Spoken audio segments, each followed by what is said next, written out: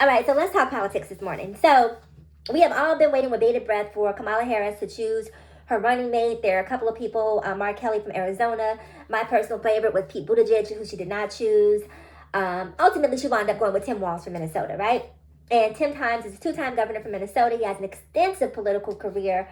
So clearly he knows how to lead, he knows how to govern, he knows how to legislate. So I think we're in very, very capable hands there. In addition to that, Minnesota was one of those quote-unquote swing states. You guys, when did Minnesota become a swing state? I don't know when or how I missed that, but apparently Minnesota is a swing state. Now, Minnesota has always been blue from as far as I can remember, but I guess it's a swing state.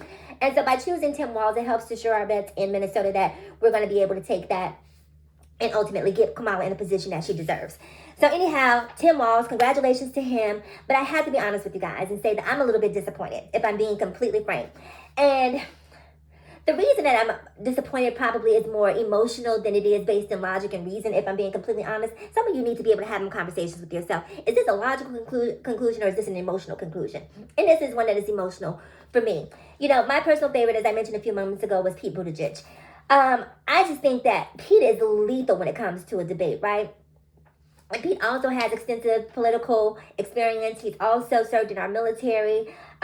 He is an openly gay man, but that was the problem, right? The reality is that they're already calling Kamala a DEI hire, and if she chose Pete Buttigieg as her running mate, the people on the right were going to have a field day with that, right? America just is not at that point, as much as I wish it was. It's not at the point where it's ready to see a ticket with a black woman and a gay man. I mean, people on the right, and let's be honest with you, right? A lot of people on the left would have lost their minds as well, right? Because the conversation that we need to have on the left is that not everybody is on board with everything that everybody is on board with, if you know what I mean. There are a lot of people who vote Democrat, but who are still homophobic and transphobic, right?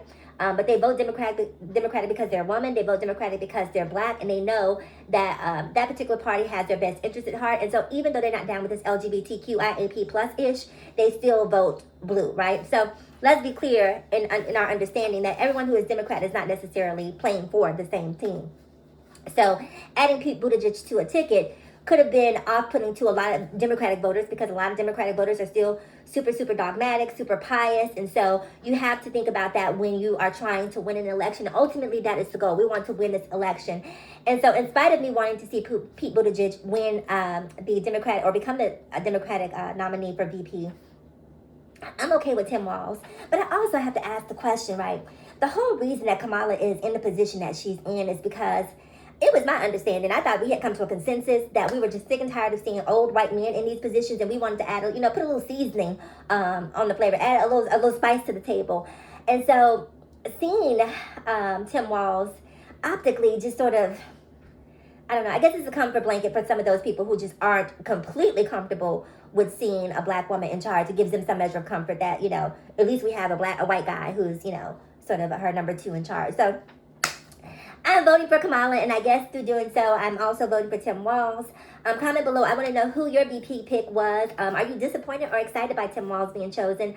And the whys behind the way you feel. That is it for today's video, you guys. I will see you in the next one. Until then, make sure you vote, and if you do vote, vote blue. Bye.